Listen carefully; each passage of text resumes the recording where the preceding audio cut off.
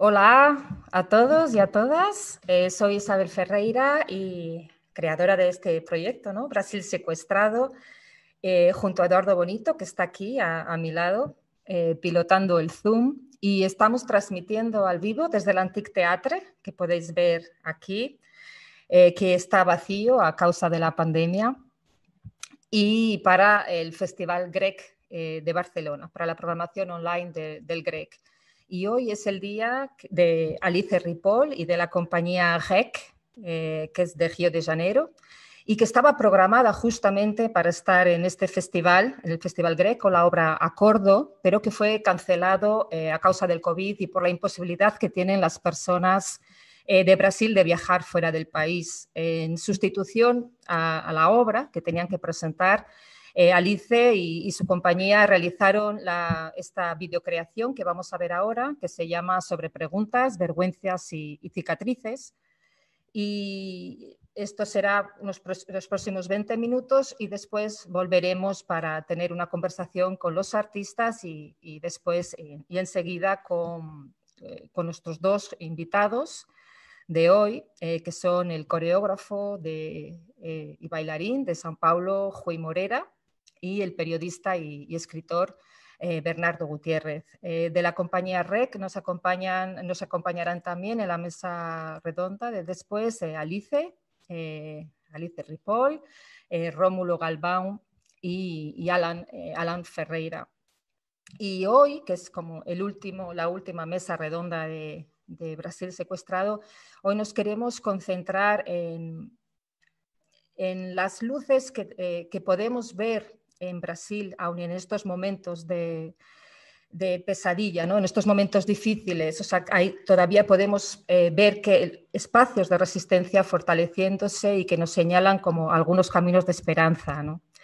Y nada, en cuanto la gente va entrando en YouTube y Facebook del Antic, que es donde vamos a ver la obra, os voy contando que Brasil Secuestrado es un programa de conferencias performáticas y de cineforum que fue creado con el deseo de dar visibilidad a la crisis democrática, la gravísima crisis democrática que está viviendo Brasil y que está afectando especialmente al universo de las artes y del pensamiento contemporáneo, ¿no? Ya iniciamos el programa el primer fin de semana con la obra de Saji Guajajara, Ricardo Marinelli y el Taller de Sueños Pandémicos. Seguimos en el segundo fin de semana de julio con 2 sesiones de Cineforum que realizamos con la Asamblea de Mujeres Brasileñas contra el Fascismo de Barcelona, y acabaremos ya mañana con la presentación de Capitalismo para Damis de Chalo Toloza y Laida Azcona.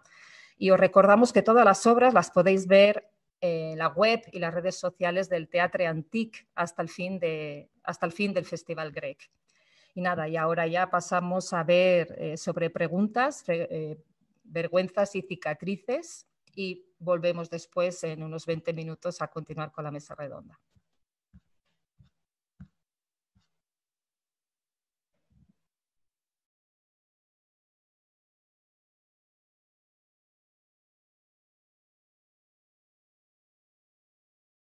Quanto mais Bolsonaro retira o Estado com o neoliberalismo, mais os poderes paralelos penetram na sociedade, criando um perigoso país regrado por milicianos, como os assassinos de Marielle, famílias ricas armadas e pastores protestantes. E a nossa república, que já era tão novinha, tão frágil, que enfrentou 20 anos de ditadura militar, que já não tinha legado nenhum para oferecer para tantas gerações de descendentes de escravos da ex-colônia.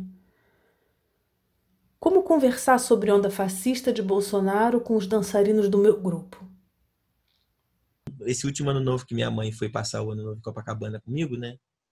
Que eu achei muito louco que ela falou assim, nossa, tô realizando um sonho hoje. E aí eu comecei a discutir com ele, falei, cara, eu não lembro de ter ouvido minha mãe falar a palavra sonho na minha vida. Se não ser sonho de dormir, né? Sonho de projeção, né? Foi uma geração passada que não teve tempo para sonhar e para criar, né? Não seria mais coerente falarmos sobre reparação histórica? sobre pagamentos de dívidas de séculos de trabalho não remunerado na escravidão.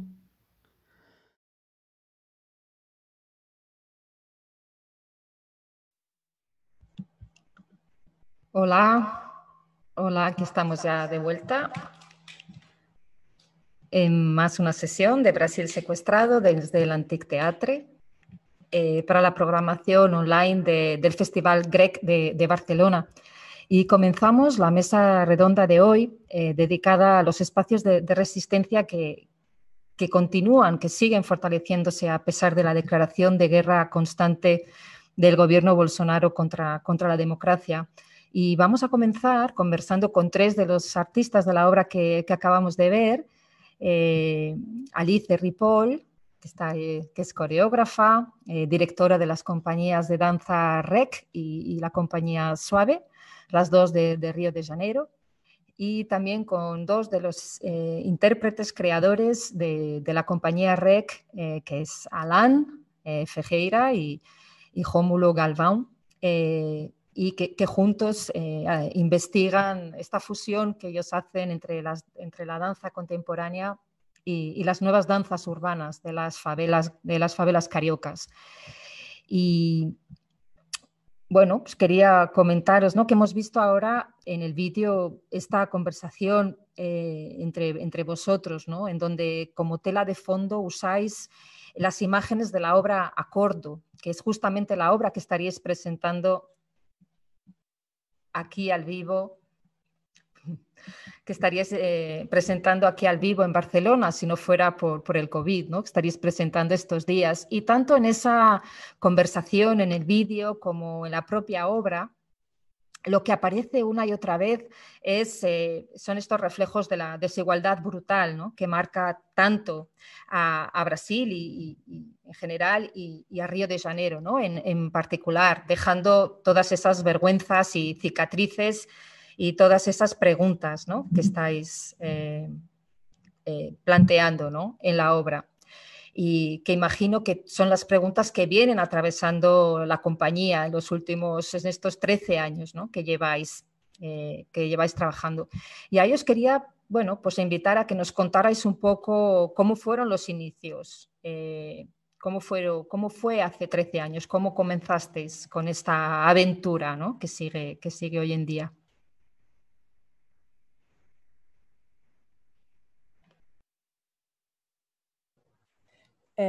Boa tarde a todos, buenas tardes. Eu vou falar em português. A Companhia REC surgiu em 2009. Eu fui convidada para dar aula num projeto social que tinha no Rio de Janeiro, aula de dança contemporânea e de vídeo. E comecei esse processo de aula dentro dessa ONG quando a gente estava no meio da criação de um trabalho. A ONG finalizou a parceria e a gente seguiu trabalhando sozinhos, sem nenhum tipo de patrocínio, de apoio, como é muito comum nos artistas aqui do Brasil. Até que fomos convidados, até que eu mostrei para o Eduardo Bonito, aqui desse projeto, que já me acompanha desde o início, o trabalho que a gente estava fazendo. E ele decidiu mostrar no Panorama, que é o principal festival mais importante que tem no Rio de Janeiro, de dança hoje.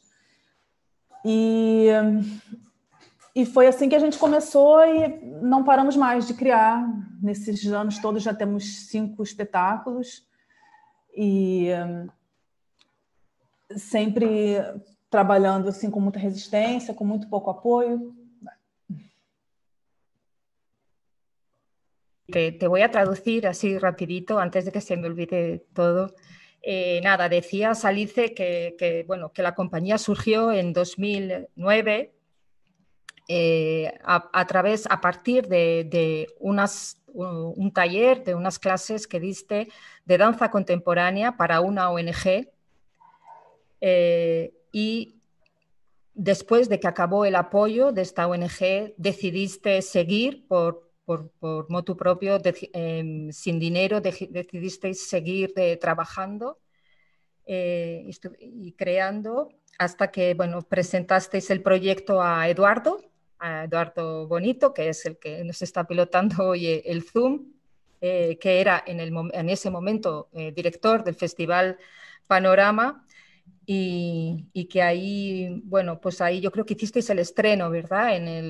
De la primera obra, ¿no? Alice, y que después Sim. de eso han venido 5 espectáculos más, ¿no? De seguir. Acho que é isso. Uh-huh. E Não, eu ia dizendo que a gente trabalhou durante esse tempo, a nossa continuidade sempre foi com muito pelo desejo de estar junto e de continuar, porque aqui no Brasil a gente não conta com patrocínio, né?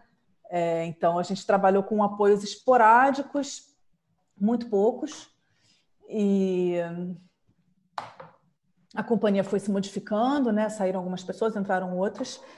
E tem alguns anos que a gente começou a apresentar os trabalhos na Europa e isso tem garantido também a nossa continuidade com a venda dos trabalhos para fora do Brasil. Nesses momentos mais difíceis, então, é o que tem segurado a gente. Ajá. Sí, decías que, bueno, que esta continuidad siempre fue un problema, sobre todo en Brasil, ¿no? Que era difícil, siempre habéis tenido problemas para conseguir patrocinios y que lo hicisteis, seguisteis adelante un poco movidos por este deseo de trabajar juntos y que hasta que la compañía empezó a trabajar en Europa, que es un poco lo que os ha ayudado en vuestra manutención, ¿no?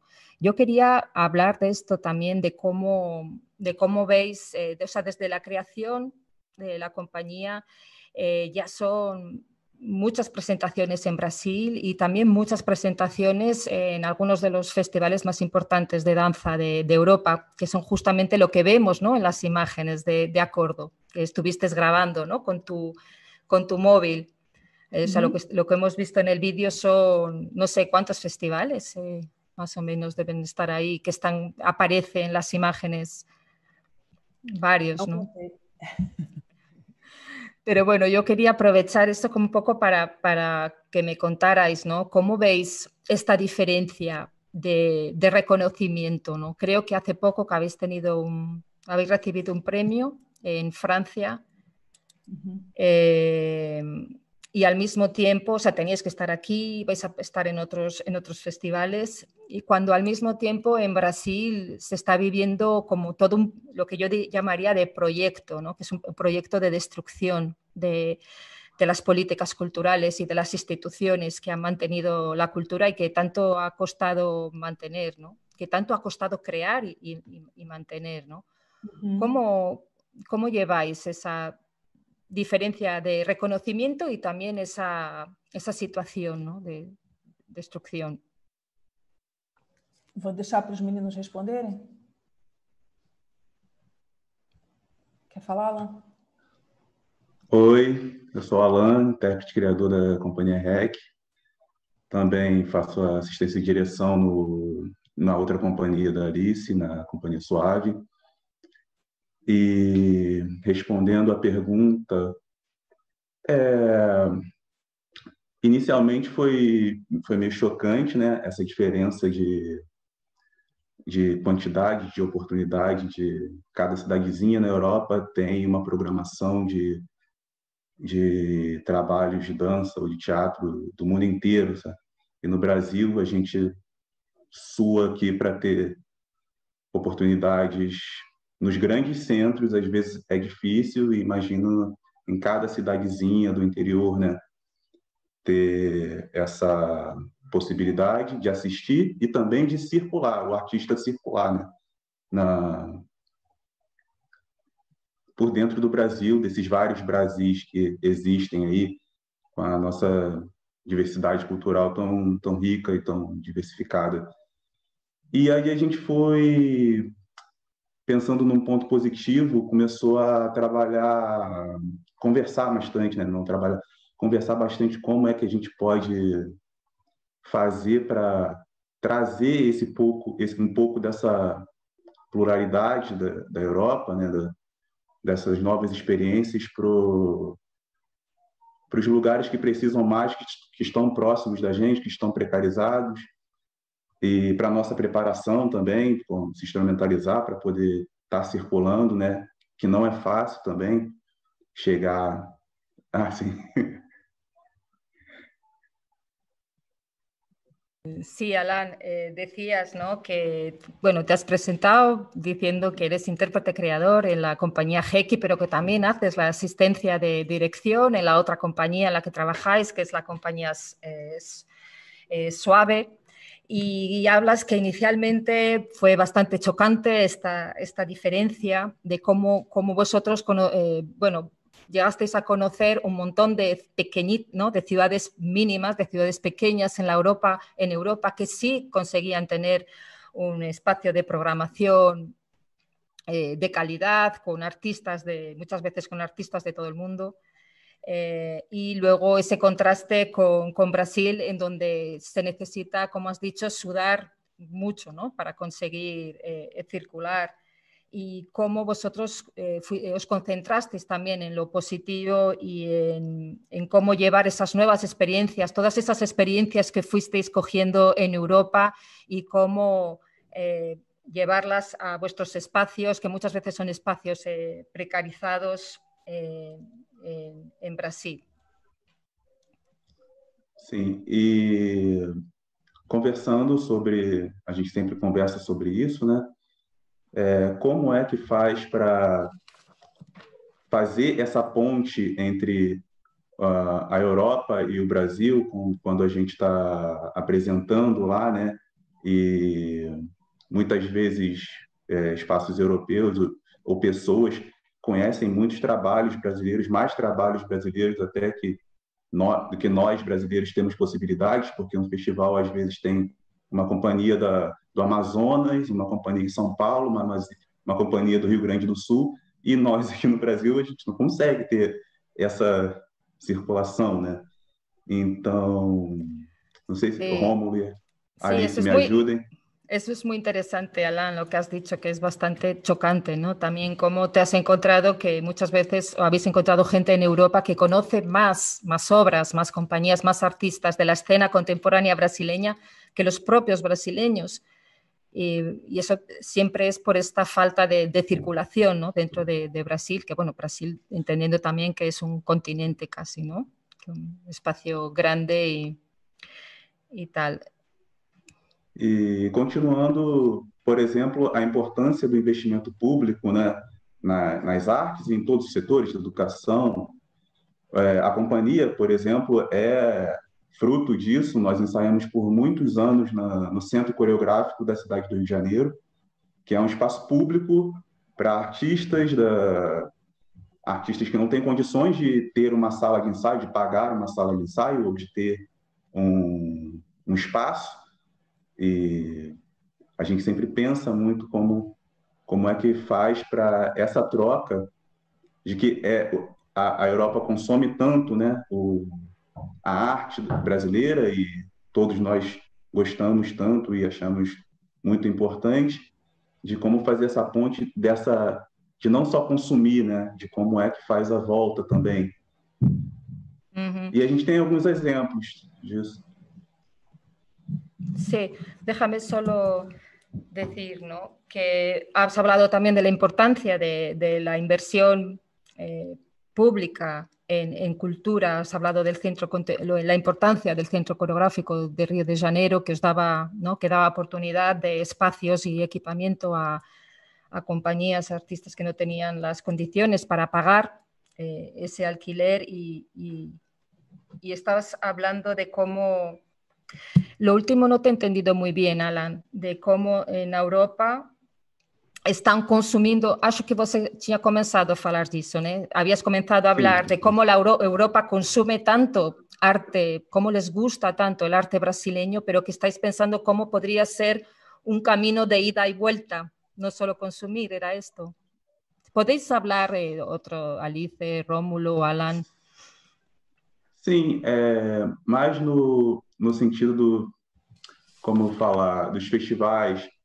Nós vamos muito nos festivais e a gente sempre tem uma troca, busca uma troca maior com os festivais de, por exemplo, contrapartidas que sejam para a gente manter minimamente a estrutura da companhia, como, por exemplo, uma conversa ou um workshop, não ser somente um workshop para a preparação dos jovens ou uma experiência nova para os jovens da cidade onde nós estamos apresentando.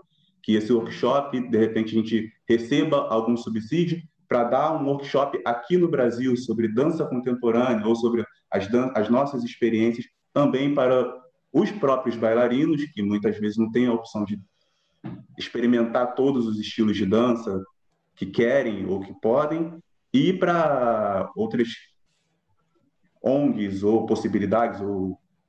Eu gosto de pensar muito sempre nas crianças, como investimento nessa...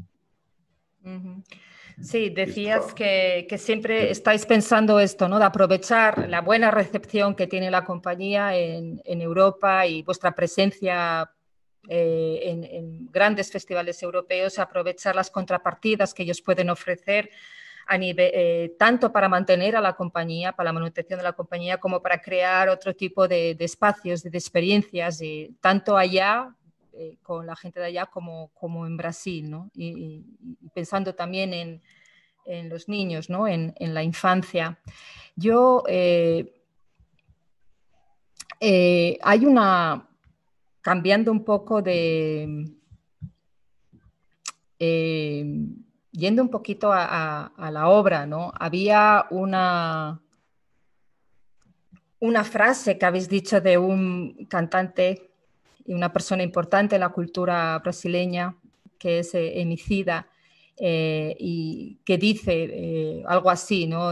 Pero Emicida me dice: permíteme que sea yo quien hable, no mis cicatrices. Algunos bailarines me piden eso, otros no. Y yo quería un poco lanzaros así esta frase y que nos contéis un poco el contexto, ¿no? Que me lo puedo imaginar, pero yo creo que es importante porque además hace también referencia al título, ¿no? De la obra. Cualquiera de los tres puede. Rômulo, acho que você. Posso, né? Oi, prazer. Meu nome é Rômulo. Estou nesse trabalho também no Acordo e trabalho na Companhia Suave também. Enfim. Não sei, acho que eu vou pegar um pouco da que você está falando junto com o Alan está falando, que eu acho que tem um pouco a ver também sobre o processo talvez esse choque de estar nesses dois lugares, né? De estar apresentando lá fora e estar com a realidade aqui dentro, essa possibilidade de estar sendo um artista mesmo, né? É poder trabalhar, ganhar dinheiro com isso, com essa profissão, com esse ofício. Eu acho que essa fala do Emicida, junto com o Alan está falando, me vem um contexto de poder também exercer um processo como artista de vida também, né? A relação de ser negro tem um monte de coisas sobre... Enfim, eu falo um pouco disso, né, no vídeo, sobre essa coisa da festa, de toda a relação de cultura que tem também com isso. De viver isso também, né?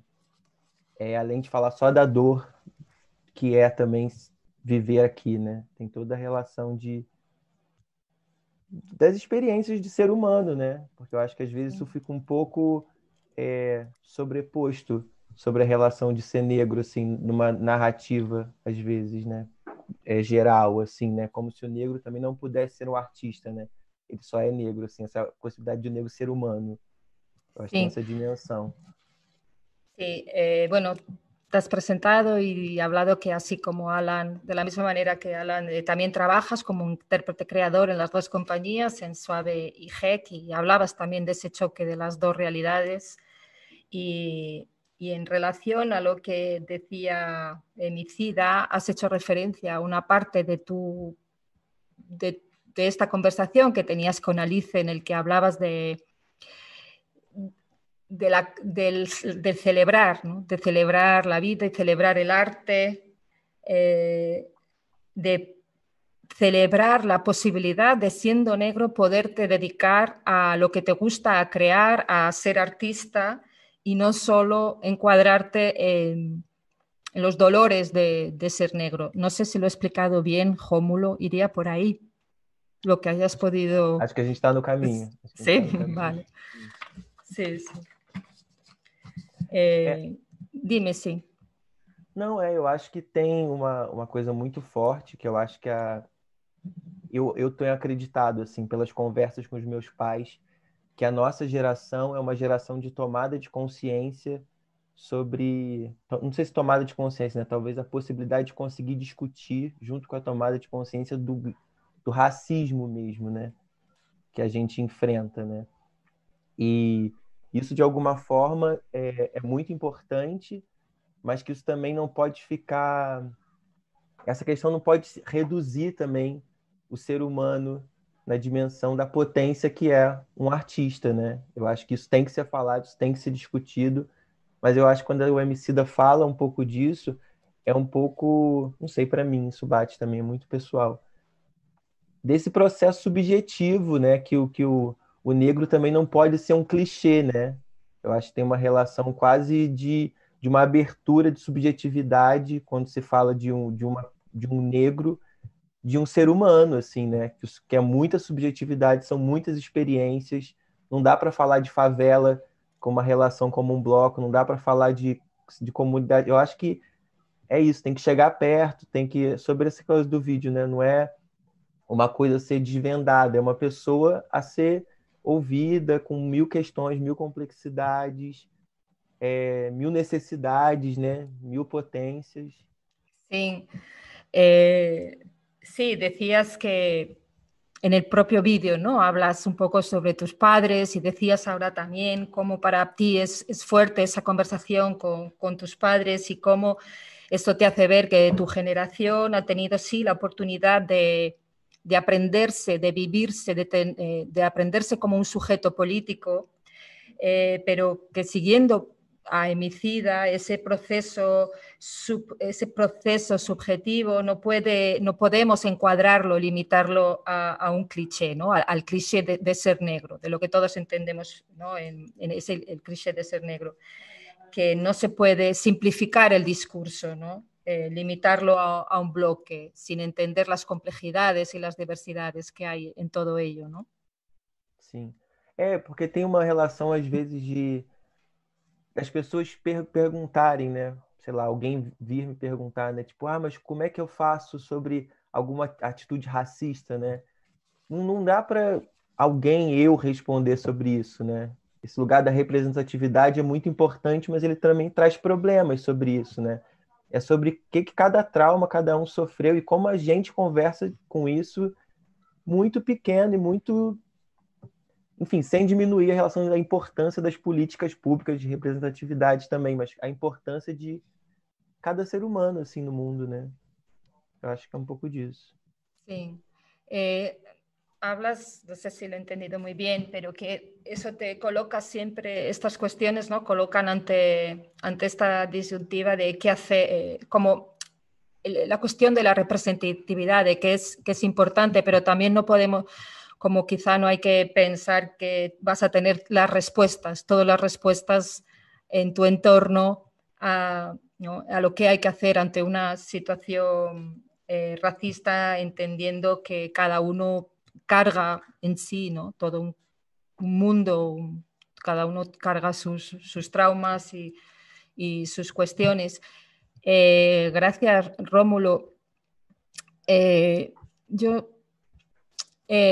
también para acabar con esta parte de más que estamos hablando sobre la compañía GEC, yo quería comentaros bueno, lo que había dicho en el principio, ¿no? Que la situación siempre fue difícil, y eso lo habláis en la obra. No es algo que esta desigualdad, la violencia, la intimidad con la muerte que hay en las favelas no es algo que viene del bolsonarismo, aunque se haya podido agravar. La situación siempre fue difícil, ahora lo es más todavía, pero sí que en esta mesa redonda de hoy queríamos colocar el foco más en las potencias que continúan existiendo, ¿no? Y apareciendo de formas diversas. Y en el vídeo aparecen esas muestras de potencia. Aparece, Rómulo, cuando hablas del soñar, y lo que acabamos de hablar ahora, ¿no? De cómo en algunos lugares por primera vez parece que se encuentran brechas para poder soñar y poder crear, y también para construir juntas, ¿no? Y me estoy acordando de la intervención de una de las chicas, de Tuani o Katiani, que habla, que mencionan cómo las chicas se juntaron para construir sin esperar a que el Estado viniera a ayudarlas, ¿no? Eso, me quedé con la curiosidad y quería preguntaros, ¿a qué se refiere cuando habla de ello? Eu não sei, eu fiquei com essa pergunta, enfim. Acho que essa a gente pode responder mais junto também, né? Uma das coisas que eu fiquei das potências, assim, eu acho que a gente tem um final agora, né? De uma geração de uma política pública que foi muito importante no Brasil, né? Que projetos como Reúne, que abriu as universidades, projetos como Ponto de Cultura, que deixou muito mais democrática a relação do investimento público para as artes. Eu acho que a gente está vivendo uma geração mínima, né?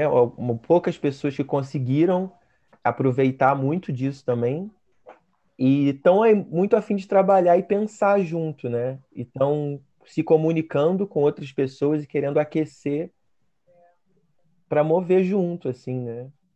Com mais força, tudo esse projeto de política. Sí, hablas claro, que aunque, de nuevo, ¿no? Aunque estamos en un momento muy difícil, sí que estamos viendo, obviamente, no hay como no sentir en Brasil los resultados de la política de cuotas, por ejemplo, que hablas, ¿no? ¿Es esto el proyecto Reúne? ¿Sería la política de cotas da universidade? São dois projetos diferentes, né? Tem o ProUni e as cotas, né? Sim, sim. E o Reúne foi a abertura Abertura. Sí, mas que de cualquier manera son proyectos que ha hecho que mucha gente que tenía negado el acceso a la enseñanza superior, millares de jóvenes negros y de una clase social que nunca se había podido permitir ir a la universidad, que los primeros de la familia han conseguido acceder a la enseñanza universitaria, y eso tiene, claro, consecuencias enormes, ¿no? Y también comentabas los de los puntos de cultura, que nosotros también pertenecimos, ¿no? A un punto de cultura, y lo revolucionario que eso fue, ¿no? Todo fue fue pionero en Brasil y en el mundo, ¿no? Fue una iniciativa pionera que llevó la cultura hasta los lugares más apartados, hasta las pequeñas aldeas donde nunca nada había llegado antes. Llevó la cultura contemporânea, además una cultura contemporânea em red. Sim, por exemplo, com certeza, eu fui um agraciado por esse movimento, né? Eu conheci a dança através de uma ONG na minha adolescência e me interagi, fiz vários cursos dentro dessa ONG e comecei a dançar por esse projeto. Acho que Rômulo também, se eu não me engano, fez. A adolescência foi muito importante, assim, para as pessoas que têm uma renda mais baixa, ter um suporte de um lugar que te oferece gratuitamente e várias possibilidades de ascender a um meio profissional ou de busca mesmo pessoal, quero conhecer mais sobre aquele assunto e culturalmente. E também o sistema de cotas, né, que foi especificamente para faculdades, né?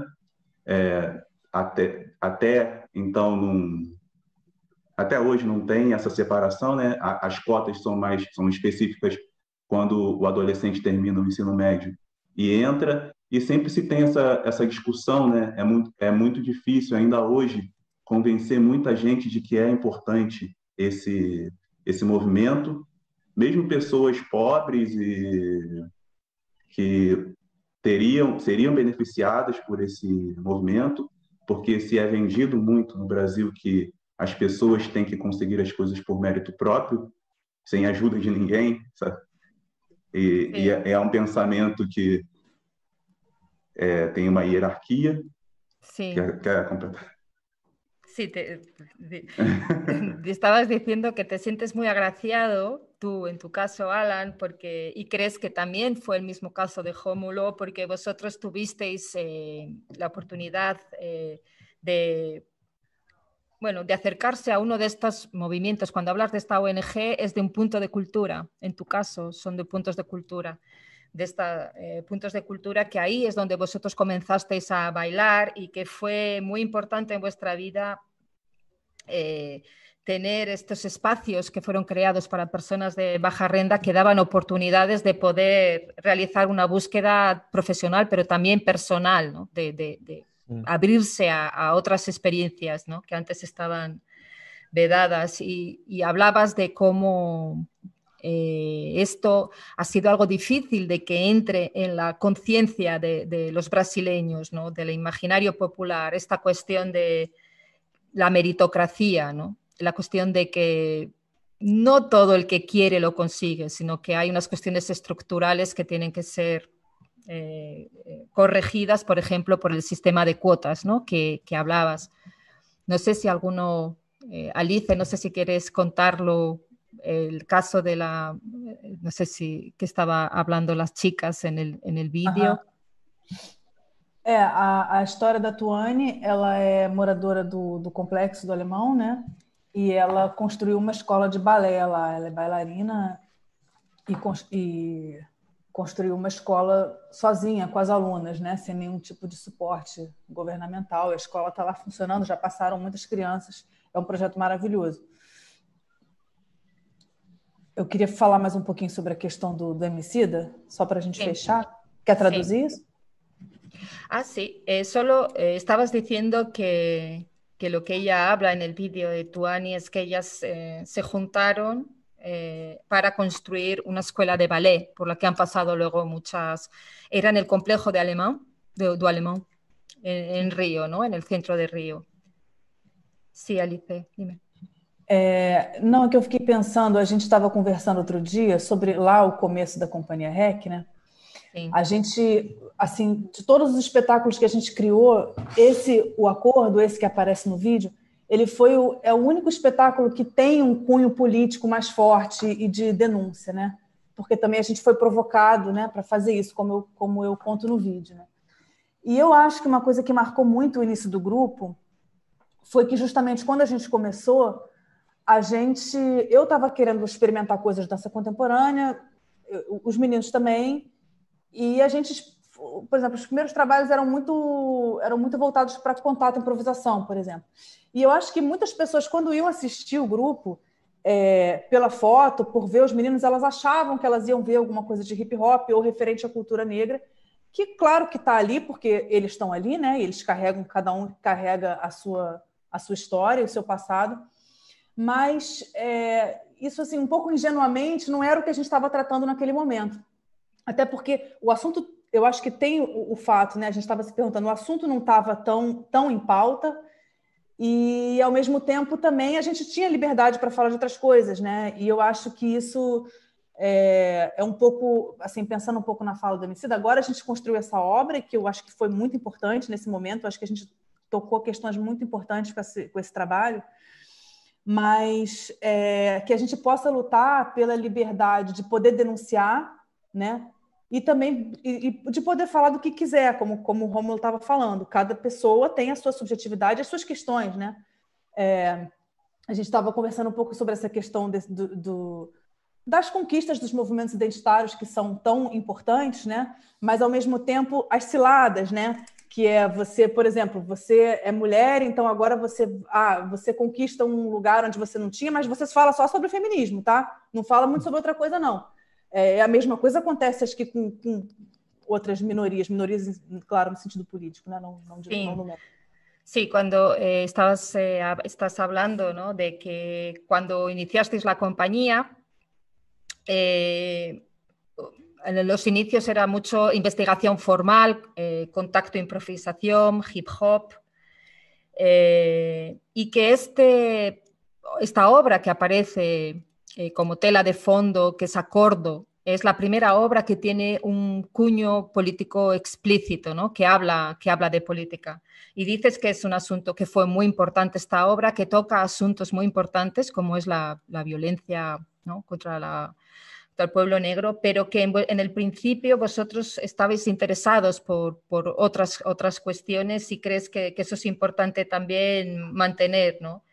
La libertad de poder hacer una obra más explícita cuando queréis hacer una obra más explícita y de hacer, bueno, y de no hacerlo cuando no os interesa tanto, ¿no?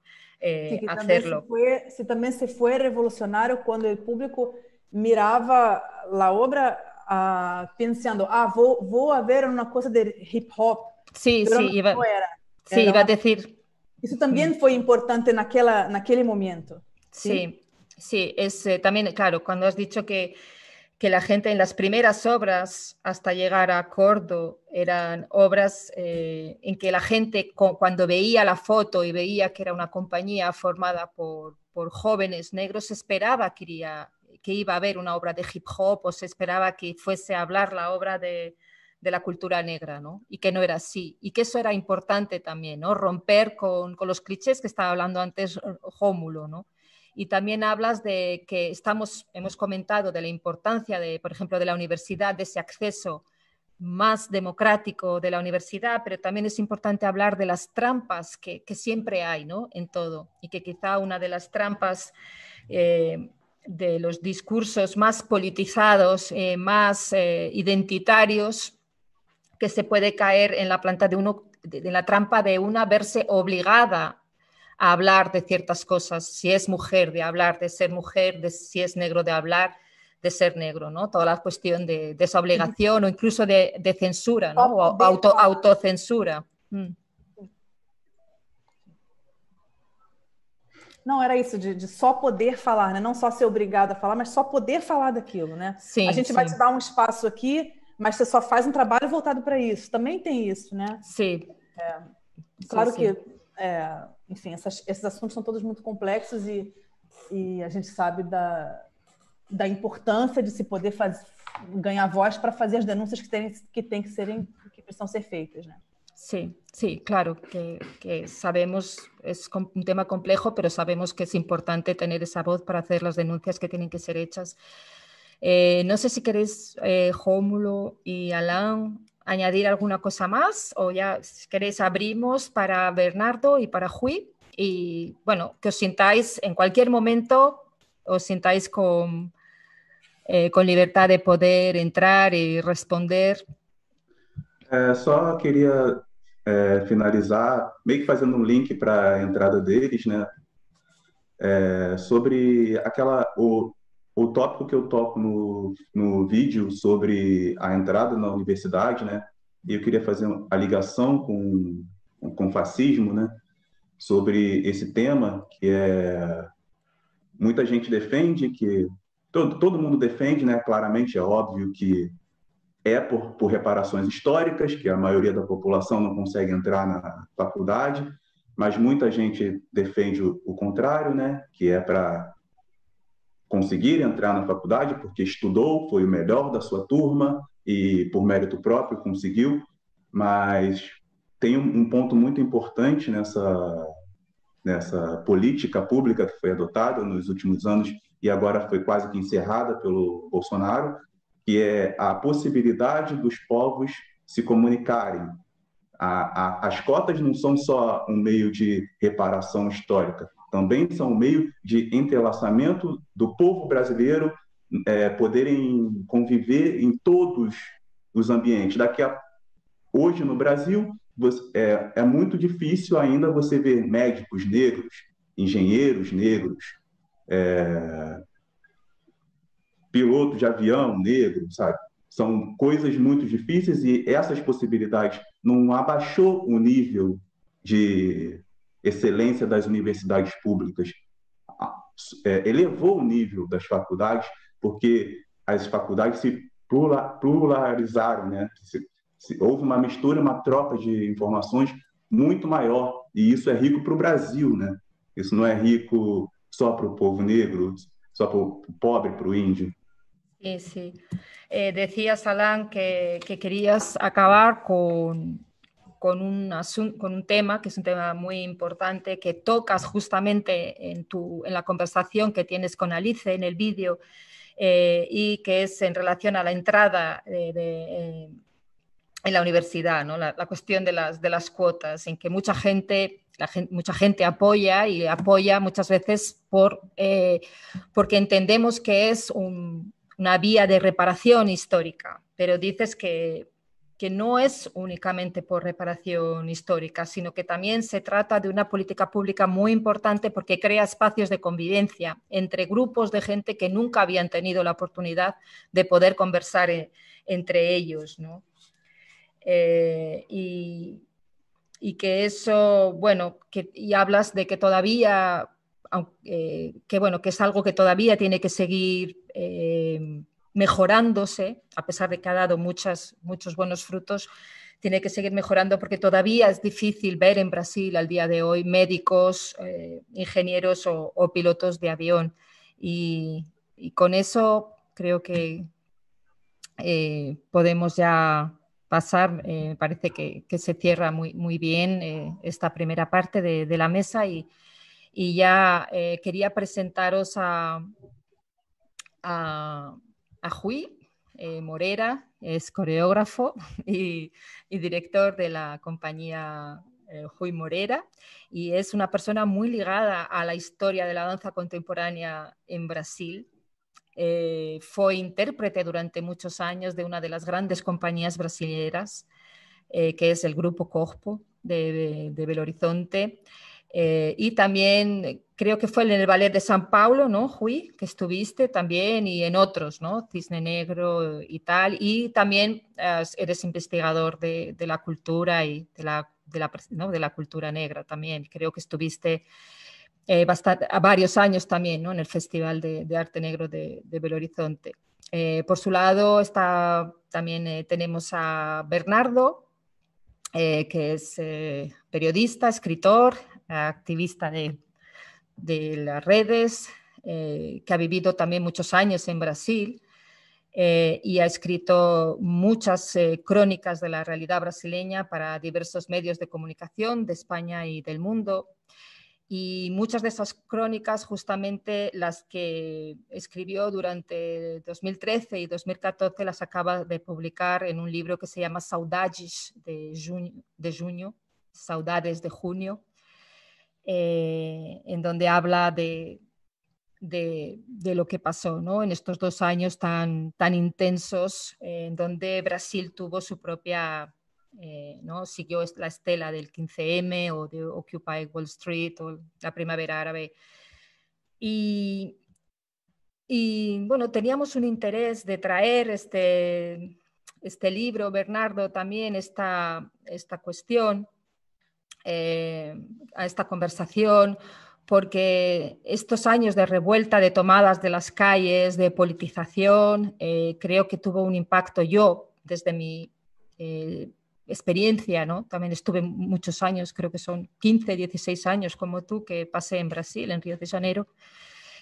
Para mí, sin duda, esto tuvo un impacto enorme, ¿no? en la sociedad brasileña, y a veces pienso, que no sé si lo pienso bien o no, pero a veces pienso que toda esta onda delirante del bolsonarismo, si no es justamente una tentativa de reacción casi que a la desesperada ante esos cambios de subjetividad tan fuertes, tan profundos que ha habido en estos últimos años en Brasil, ¿no? Si no es un deseo de volver a ese Brasil utópico, bueno, a ese Brasil no utópico, pero sí como un Brasil mítico, ¿no?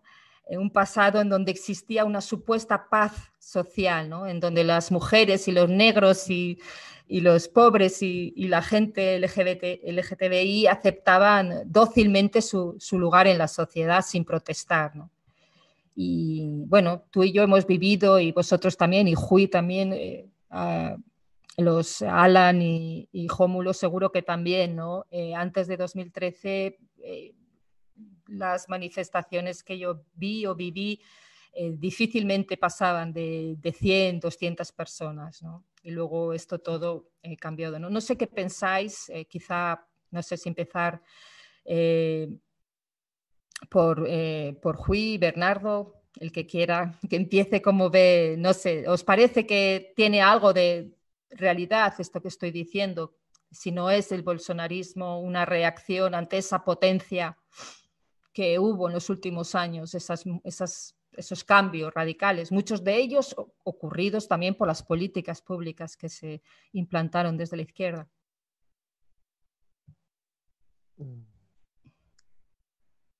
¿Hablo yo, por ejemplo? Sí, puede ser, Bernardo, habla.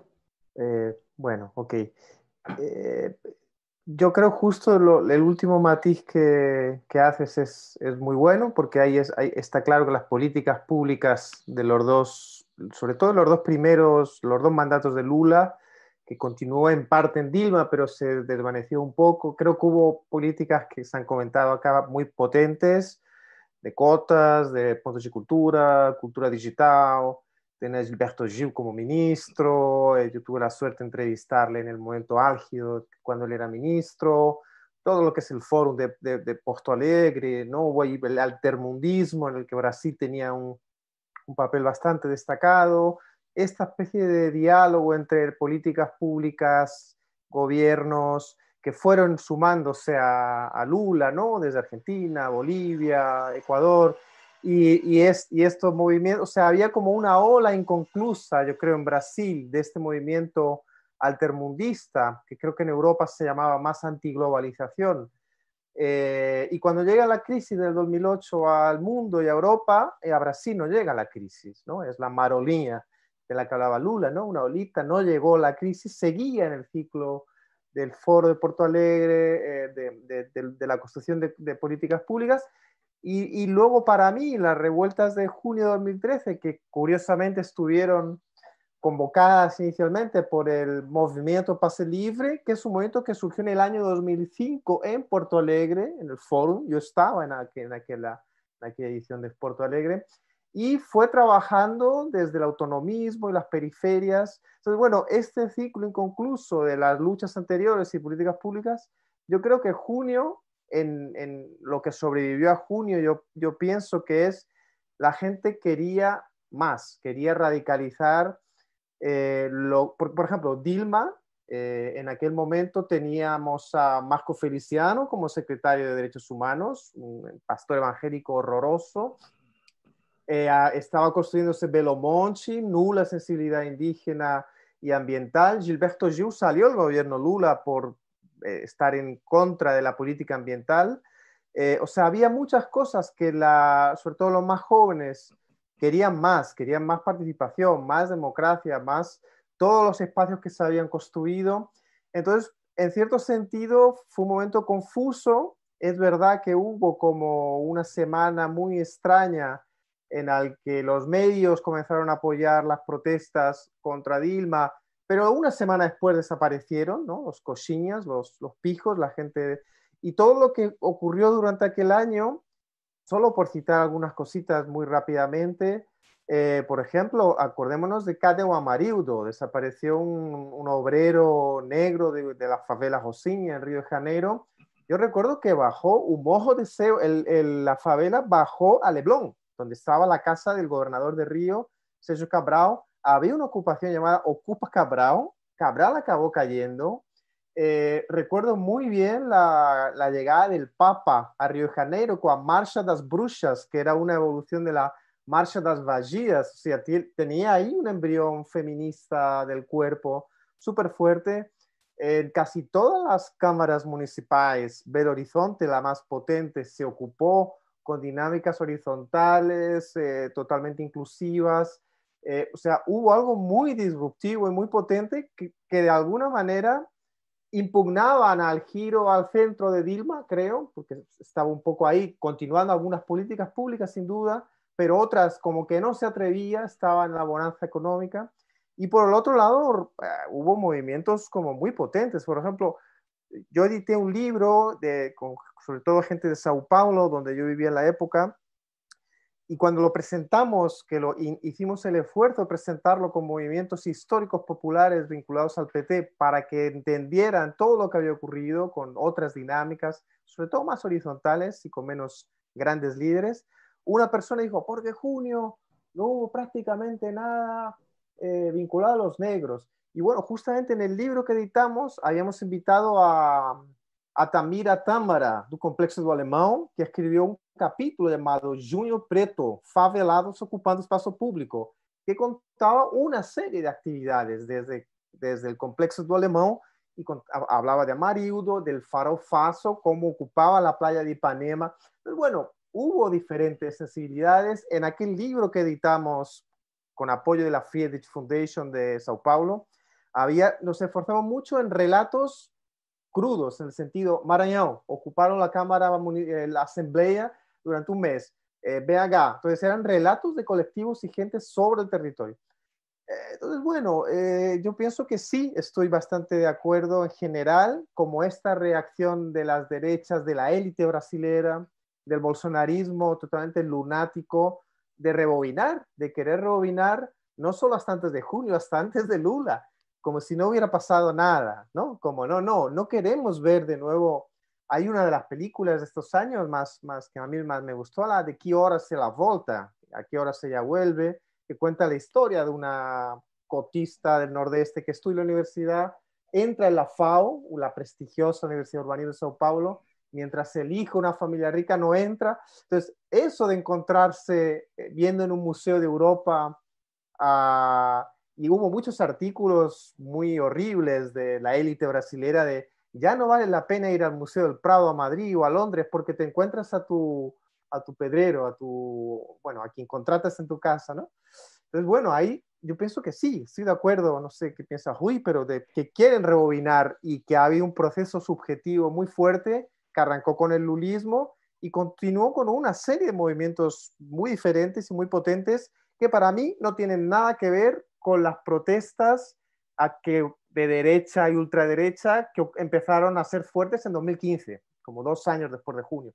Para mí son como 2 ciclos diferentes.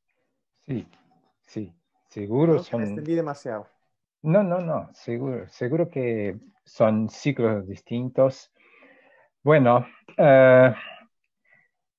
en primero me gustaría me gustaría dar las felicitaciones al grupo REC, ¿no? Porque es muy lindo cuando tenemos la oportunidad de ver cosas que mismo si estamos acá en Brasil, no tenemos la chance de ver, como vosotros mismos acentuaron, vosotros mismos hablaron.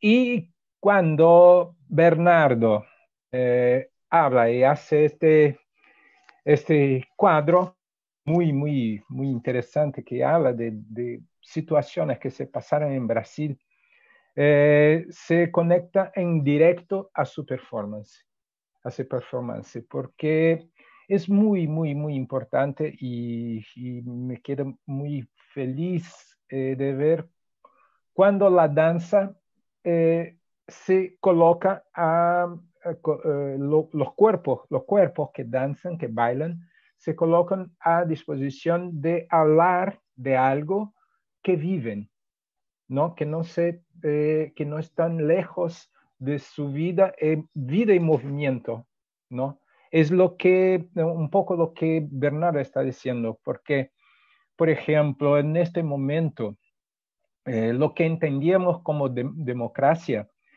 era la participación popular, la participación de la población que tenía esta horizontalidad para reconocer a sí propios, ¿no?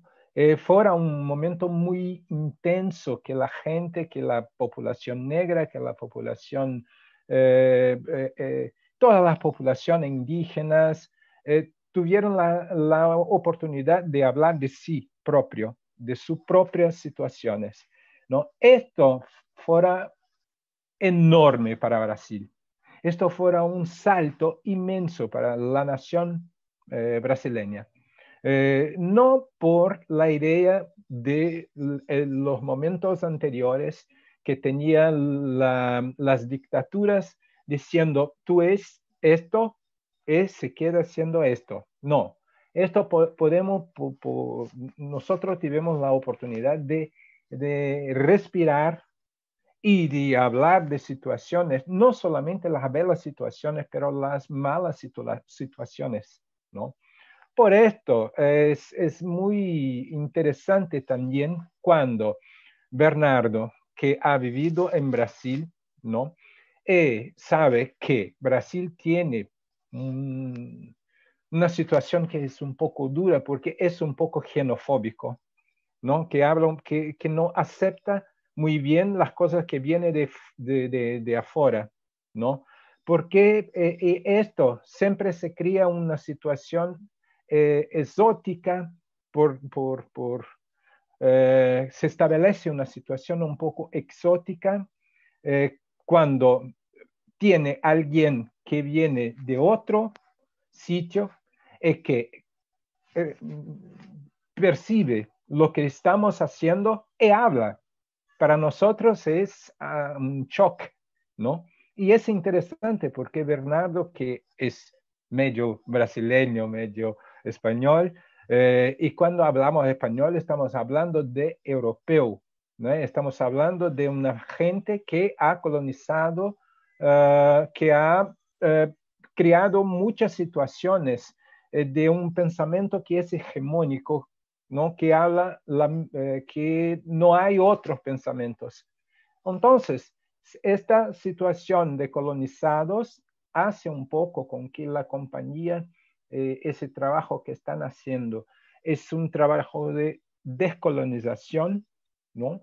Y también la posibilidad de pensar a las cosas que Bernardo está diciendo de manera horizontal, ¿no? De percibir las cosas como si tuviéramos la posibilidad de dialogar, ¿no?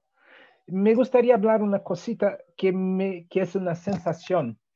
Por ejemplo, cuando veo la performance de REC, esta performance, me da una sensación de dureza de mí mismo, porque todo esto es muy común, es normal, ¿no? Yo estoy acostumbrado con estas situaciones. Yo estoy acostumbrado con las situaciones y por estar acostumbrado con estas situaciones, me toca en un punto bien, bien duro, bien, bien duro. Esto es una sensación, es algo extraño, ¿no? Y cuando Bernardo viene y habla de todo, trae estos cuadros que sucedieron en la política, me viene, sí, me acuerdo, ¿por qué estoy tan duro? Esto comprenden, es una cuestión. Por ejemplo, no sé cómo estas historias, lo sé que están lejos de Europa, pero no sé cómo la Europa ve. Tengo mucha gana de saber cómo la población, la gente, lo público español ve a través de REC este trabajo. Escucha las palabras de Bernardo. ¿Cómo? Porque es un Brasil que mismo nosotros no sabemos mucho cómo hacer, cómo lidiar, no sabemos mucho cómo lidiar con estas cuestiones. No sé, Bernardo, es esto, sí, has dado un cuadro, wow, de síntesis de algo que para nosotros es caliente, pero no sé. Sí, la idea era, sí, porque Bernardo ha ido pa, ¿no? Creo que yo era un poco ese el efecto, ¿no? Que igual buscaba yo cuando le invito a Bernardo, era de decir, ok, estamos en la mayor de las mierdas. Digo estamos, que yo también a veces me siento que vivo en Brasil, ¿no? Estamos en la mayor de las mierdas, pero tenemos que acordarnos también de la potencia y de que existe oportunidades incluso en los momentos más complicados, ¿no? Como es este, en pleno desmonte, ¿no? Entonces, por eso era la cuestión de un poco de ese enfocar ahí. Y en ese sentido, hablabas, ¿no, Bernardo, de lo que pasaba en 2013 y 2014, pero esto luego está ahí, o sea, no ha ido para atrás. Yo creo que tenemos que pensar que todo lo que se ha ido construyendo ha conseguido no solo mantenerse, sino que se está fortaleciendo, ¿no? Yo veo, por ejemplo, cómo se fortalecen, pues por lo que estabais diciendo ahora, ¿no? Los espacios de resistencia negra, al mismo tiempo que Bolsonaro coloca al frente de las políticas raciales a un negro que niega que en Brasil exista racismo, o que niega incluso, no que niega, que afirma que afirma que la esclavitud fue buena, ¿no? Para los brasileños, para los negros brasileños, que fue beneficiosa.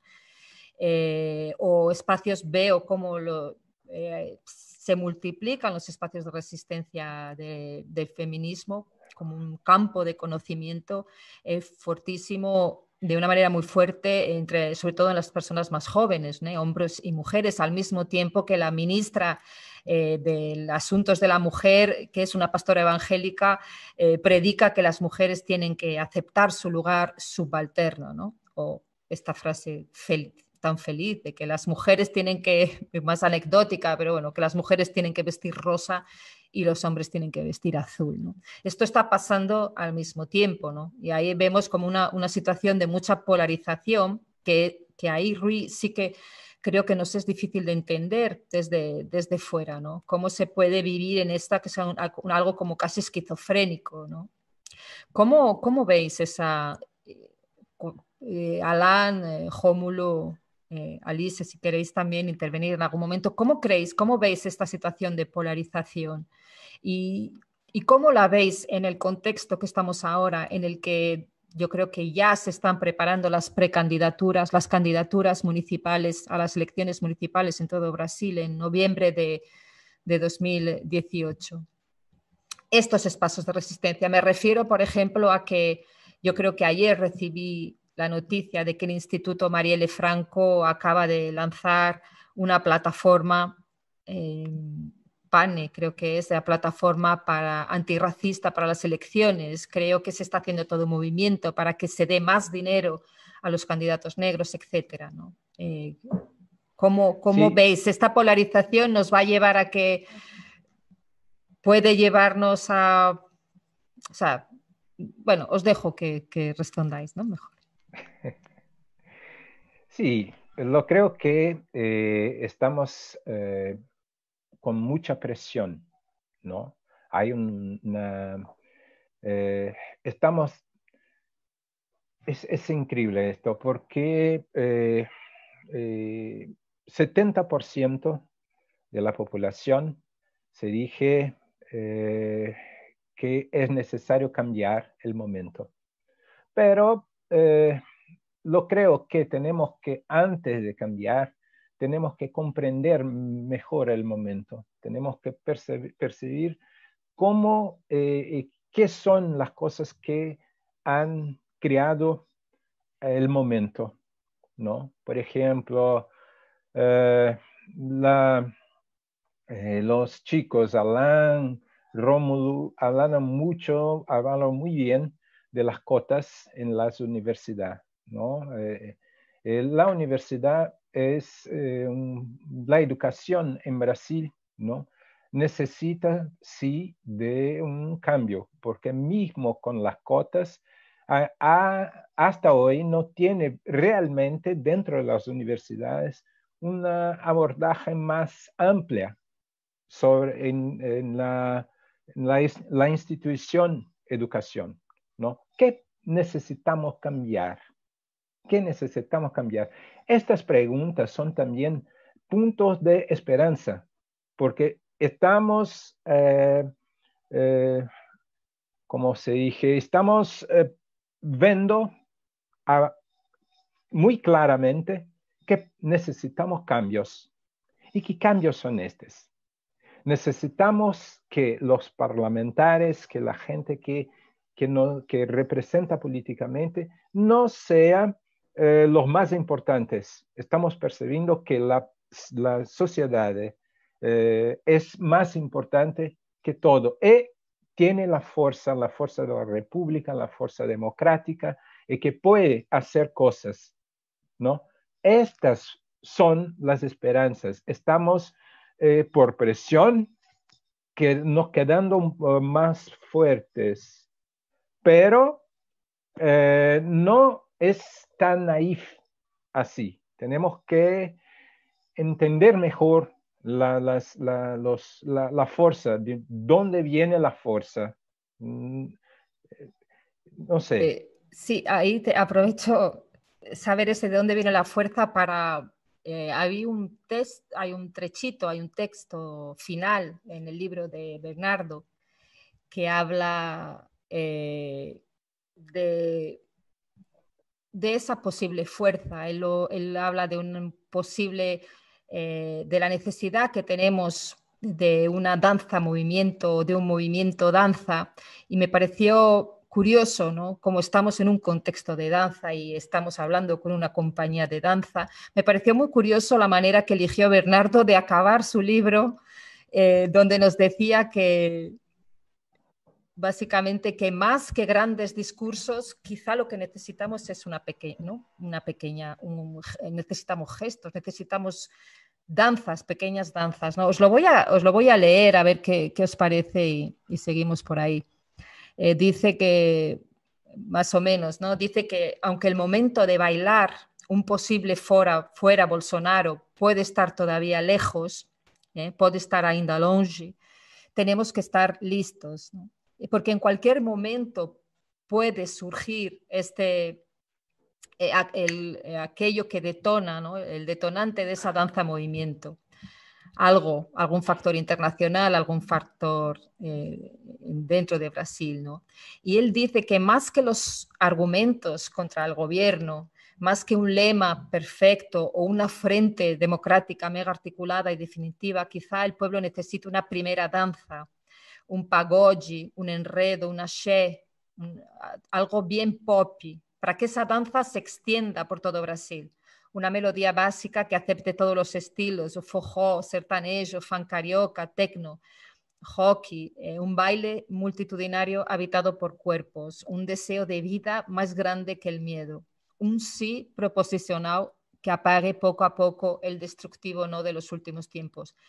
Y voy a esto ya porque me he dado cuenta que son las 8:30 ya, se me ha pasado el tiempo rapidísimo y me parece como que esto tenemos aquí de dónde, de este texto se puede sacar, bueno, pues algunas lecturas, algunas ideas, ¿no? Fíjate, Quizá se Bernardo... me había olvidado totalmente esa parte de... Eso viene un poco a cuento. Este texto está escrito al final del año pasado, antes de la pandemia, ¿no? Sí. Y justamente la vuelta en Argentina del peronismo, de la izquierda, yo recuerdo que en Argentina surgió un baile, que era el Macri ya fue, todo el país bailando en la calle como Macri acabó. Era como después de estar con los cuerpos oprimidos, tristes, sin saber cómo articular una oposición a Macri, un ultra neoliberal, un hijo de puta básicamente ese tipo. Y bueno, consiguieron ese baile, esa alegría, ese cuerpo en la calle en conjunto. Yo en los últimos tiempos estaba viendo como muchísimos discursos súper sofisticados de las izquierdas brasileras, de todos mis amigos, que no llegaban a toda la población, ¿no? Discursos muy sofisticados, difíciles, complejos, cuando quien ha hecho algo muy sintético, muy emocional para el lado del mal, ¿ok? Es Bolsonaro. O sea, en 3, 4 ideas, fuerza, muy emocionales, muy afectivas, consiguió una marea que posiblemente haya perdido ya por su propia incompetencia, ¿no? Pero en aquel momento de la elección consiguió esa marea emocional sintetizando y simplificando. Entonces, bueno, un poco por ahí, ya solo por conectar con lo que comentaba Sisa de los espacios de resistencia, que estoy de acuerdo que hay muchos. Bolsonaro no ha conseguido ni va a conseguir acabarlos. Creo que todo lo contrario, va a haber más gente defendiéndolos, espacios feministas, afro, hackers, toda la gente indígena. Creo que la frente indígena ahora está súper potente, muy fuerte. Por primera vez tenemos un bestseller, Ideias para o Fim do Mundo, do Krenak, un libro escrito por una lideranza indígena que fue el más vendido en Parachi. Tenemos escritores, escritoras afro, negras. En fin, yo pienso que hay un momento muy potente, hay una vuelta a la ocupación con todo el legado del MTCT. Sao Paulo tiene la 9 de julio, que para mí estuve el año pasado, es increíble. Entonces, creo que hay muchas cosas. La cultura brasilera que sigue siendo fortísima. Por ejemplo, ahora fíjate, algo tan simple como ver la live de Gilberto Gil hace una semana o dos, fue tan maravillosa, tan simple, conectando con el Nordeste y tanta gente conectándose con ese positivismo. Posiblemente el secreto de la caída de Bolsonaro esté en gestos tan emotivos y entrañables como la live de Gilberto Gil o muchas otras que están ocurriendo durante esta pandemia. Entonces, bueno, bueno recordar ese texto porque lo tenía como olvidado. Y bueno, no sé, a mí me da que por ahí va. Obsesionarse solo con la política representativa creo que nos hizo un poco mal, aunque es súper necesario. Yo sí colaboro con Ocupa Política, con Muita GBH, con todas estas frentes municipalistas. Ojalá tengan un buen resultado. No me atrevo a ser demasiado optimista en el número de alcaldías ganadas, pero sí en el número de representantes elegidos y elegidas. Pues bueno, por ahí hay un camino muy interesante.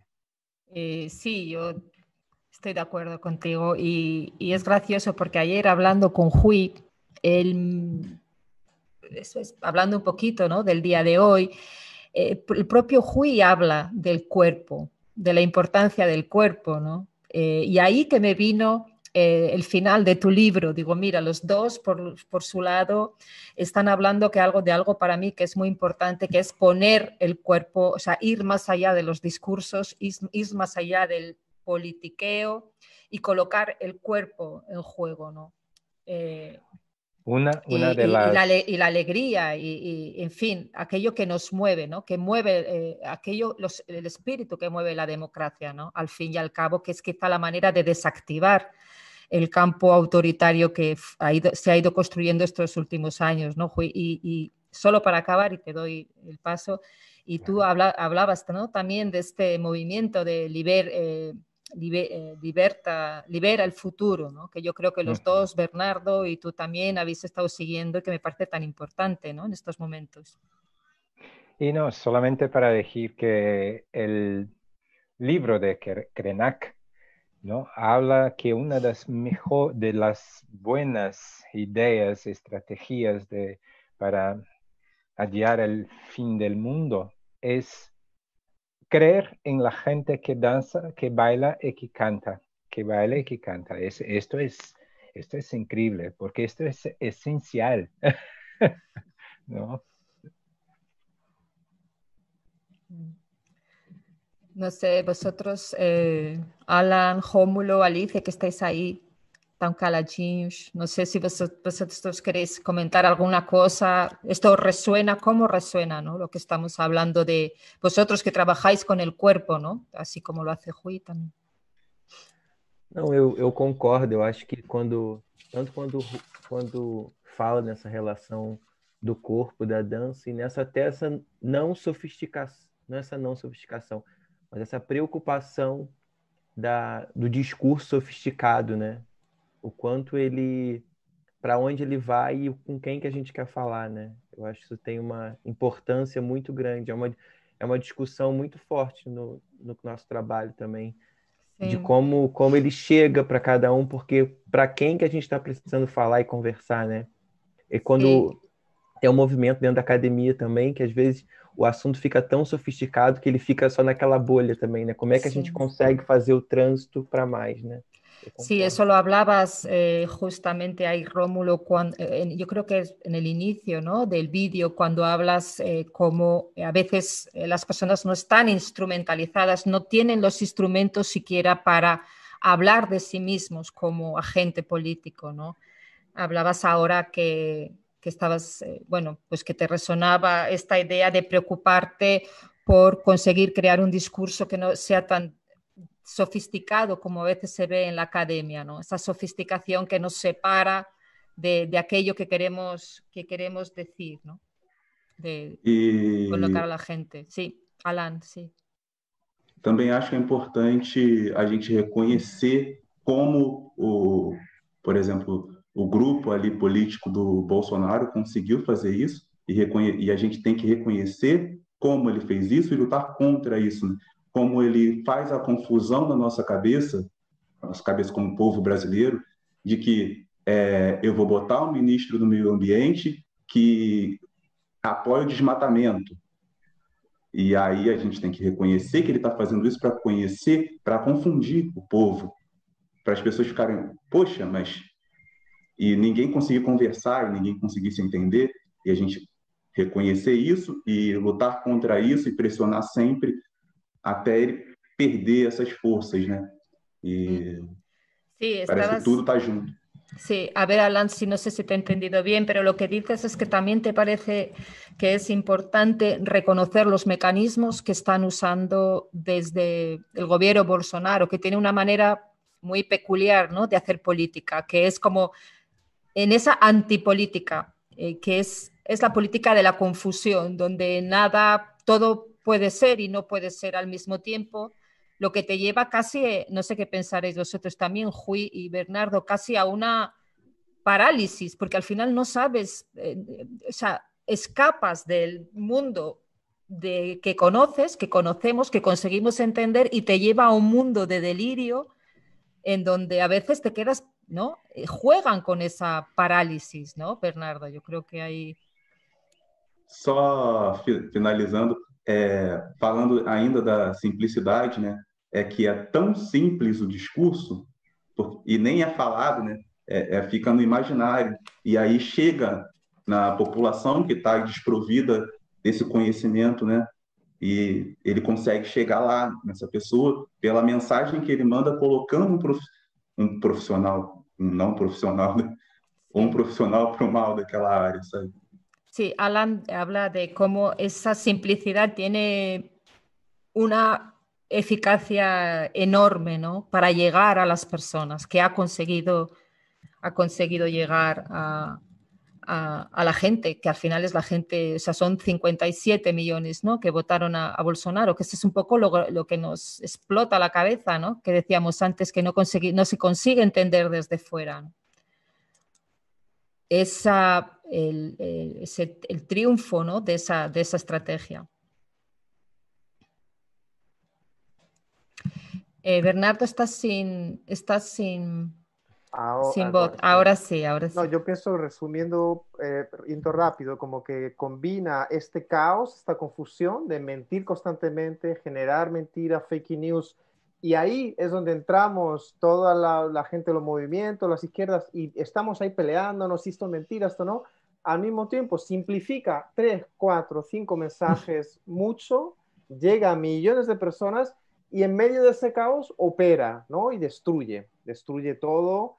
Lo que es verdad que había en la campaña, que yo la cubrí y escribí mucho, básicamente para un medio, 2 españoles, alguno de México, creo, bueno, y yo cubrí la campaña Bolsonaro, y no me entendían, o sea, yo ya se veía a mitad de campaña que iba a ganar y los editores no entendían la gravedad de la historia.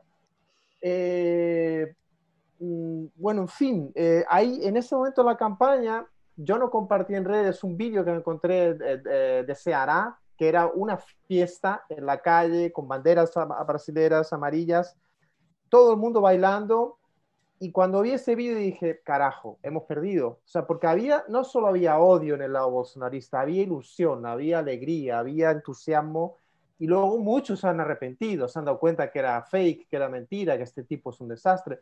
Pero en ese momento lo había, y yo ese vídeo que vi, no lo compartí meses después, dije, estudiemos esto, porque han conseguido meter ahí también una ilusión de cambio. Y bueno, muy de acuerdo con Alan, ¿no? Hay que estudiar mucho, reconocer cómo lo ha hecho y para conseguir enfrentarse y vencerlo, y a estas alturas echar a Bolsonaro lo antes posible, porque es un genocida, un personaje siniestro y totalmente peligrosísimo para Brasil, para el medio ambiente, para el mundo entero. Es un peligro para la humanidad, ¿no? Es un peligro para la humanidad. Esto es lo más cierto, porque tiene la capacidad de juntar.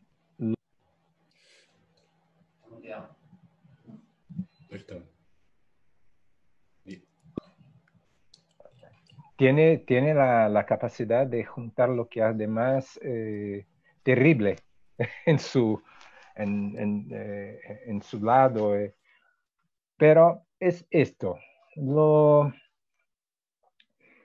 que más me da esperanzas, lo que más me da fuerza, es saber que estamos luchando contra, que tenemos ainda fuerzas para luchar contra, ¿no?